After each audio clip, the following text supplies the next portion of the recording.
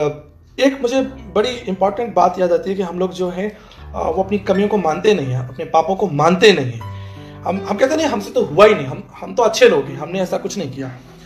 तो मुझे एक घटना याद आती है, आपको मालूम है हमारे देश के एक महानायक अमिताभ बच्चन साहब एक कोल्ड ड्रिंक का ऐड करते थे, पेप्सी का ऐड करते थे वो।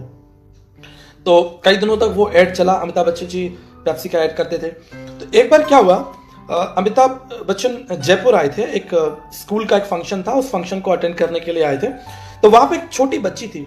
तो उस छोटी बच्ची ने अमिताभ बच्चन से एक सवाल कहा कि सर आप जानते हैं कि कोल्ड ड्रिंक जो है वो हमारे सेहत के लिए बहुत हानिकारक है, cold drink is not good for our health, but you endorse, आप उसको प्रमोट करते हैं, आप एक महानायक हैं और आप कोल्ड ड्रिंक को आप अप्रिशिएट करते हैं, एंडोर्स करते हैं, ये गलत है।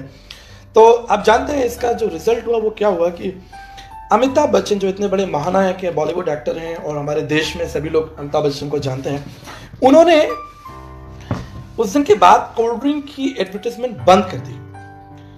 आप समझ रहे हैं, उन्होंने इस बात को मान लिया कि वो गलत कर रहे हैं और उन्होंने वो गलत करना छोड़ दिया, डिसकंटिन्यू कर दिया।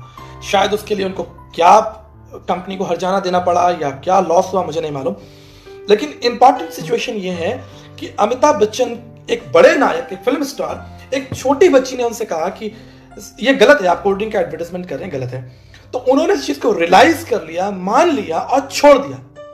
आप समझ रहे हैं मैं आपसे क्या कह रहा हूं, उन्होंने मान लिया, छोड़ दिया। यही हमें करना है, यही हमें करना है। अब हम एक बीमारी के लिए डर रहे हैं, एक बीमारी, माना ये बीमारी बहुत, इसने पूरे संसार में तहलका मचा दिया, लेकिन मुझे आप एक बात बताइए, क्या हम इस केवल सारे लोग इस बीमारी से ग्रस्त हैं? और भी बड़ी समस्याएं मैं आपके सामने रखना चाहता हूं। What about the same sex marriage? जो सेम सेक्स मैरिज है, ये हमारे देश में, हमारे समाज में, हमारी इस पृथ्वी पर एक बहुत बड़ा वायरस है, एक बहुत बड़ा उल्लंघन है। परमेश्वर का वचन कहता है कि तुम ये मत करना।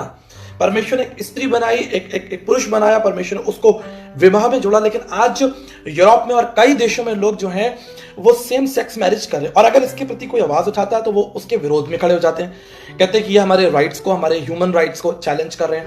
ह्यूमन ट्रैफिकिंग आप देखिए, छोटी छोटी बच्चियां